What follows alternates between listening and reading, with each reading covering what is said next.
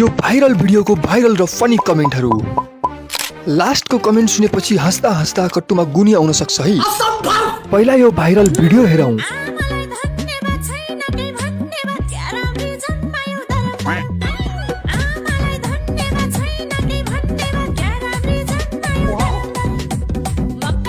अब यसको funny comment पढेर दुखाउँ आफ्नो पेट हाँसेर। ल सुरु गरौँ। दर्ल्याम दर्ल्याम भन्दा पनि बोसो पिल्ला झर्ल्याम झर्ल्याम छ त।